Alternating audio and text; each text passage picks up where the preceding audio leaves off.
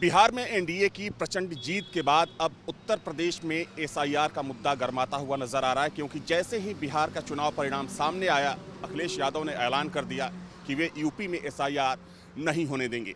यानी कि मतलब बिल्कुल साफ है कि आने वाले समय में उत्तर प्रदेश में भी वोट चोरी का जो मुद्दा होगा उस पर सियासत गरमाने वाली है। और इसी पर बातचीत के लिए इस वक्त मेरे साथ कांग्रेस के प्रवक्ता सुरेंद्र राजपूत जी हैं।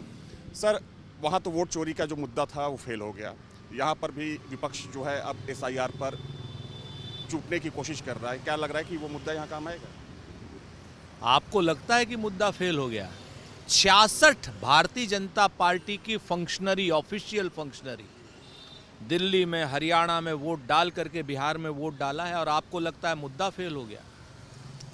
मुद्दा फेल नहीं हुआ है, मुद्दा तो पकड़ा गया है, मुद्दा तो ओपन हो गया है और बड़े ही निर्लज्ज तरीके से ओपन हुआ है मुद्दा। तो मुद्दे में तो सबको पता चला है कि बिहार में वोटों की चोरी नहीं की है, वोटों की डकैती की है। और बिहार में वोटों की डकैती हो गई है। बंगाल में, उत्तर प्रदेश में, असम में या बाकी जगह चुनाव होंगे जहां पर भी, अब ये वोटों की डकैती होने नहीं दी जाएगी। तो ये बोल रही है कि अब विपक्ष जो है सीनाजोरी पर उतारू हो गया है। अब बीजेपी जाकी रही भावना जैसी, प्रभु मूरत देखी तिन तैसी। खुद चोर है, खुद सीना जोर है, खुद डकैती डालती है और दूसरे को डकैत बताती है, खुद कत्ल करती है और जो कत्ल होता है उसी को कातिल कहती है।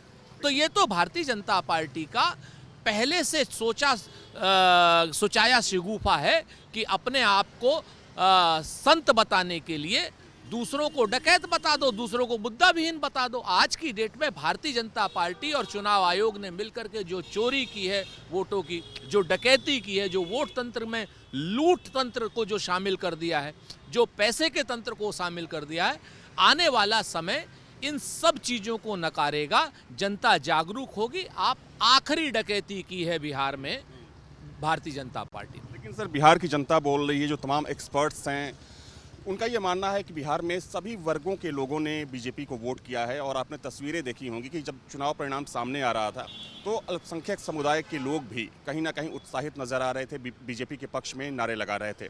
अगर वो फार्मूला यूपी में बीजेपी का काम करता है 27 में, तो आपको लगता है कि जो पीडीए का नारा है अखिलेश यादव का या विपक्ष का, वो नारा काम आएगा यहाँ पर? देखिए, भारतीय जनता पार्टी और उसका इकोसिस्टम चाहे कुछ कह ले, कोई नैरेटिव बना ले, कोई झूठ फैला ले, कोई तुफैल फैला ले, लेकिन अब जनता समझ रही है।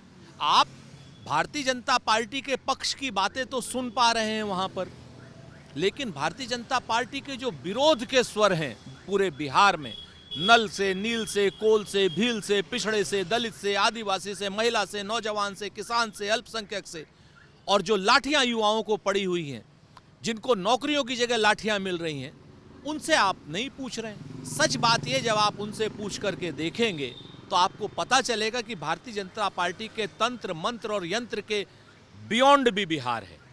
आप उनके इकोसिस्टम में अगर पूछेंगे तो सब कुछ चंगा दिखाई देगा, क्योंकि वो माया जाल है।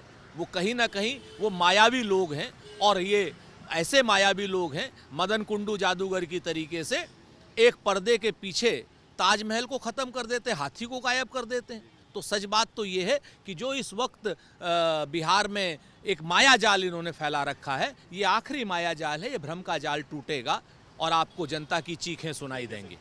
जीत होती है। हालांकि अगर हम विपक्ष की बात करें तो अब उत्तर प्रदेश में विपक्ष की कोशिश यही है कि एसआईआर का जो मुद्दा है यहाँ पर, उस पर सियासत को गरमाया जाए। हालांकि जिस तरीके से भारतीय जनता पार्टी की और उसके सहयोगियों की जीत हुई बिहार में, कहीं ना कहीं उससे बीजेपी खेमे में जश्न का माहौल है। वीडियो जर्नलिस्ट दीपक राणा के साथ अविनाश सिंह, न्यूज नेशन, लखनऊ। जहां भक्ति है हर शब्द में, कथाओं में छुपे हैं दिव्य रहस्य और ज्योतिष देता है जीवन को दिशा। धर्म से जुड़ी हर बातों को जानने के लिए हमारे चैनल स्तुति को सब्सक्राइब करें। चैनल पर जाने के लिए इस लिंक पर क्लिक करें।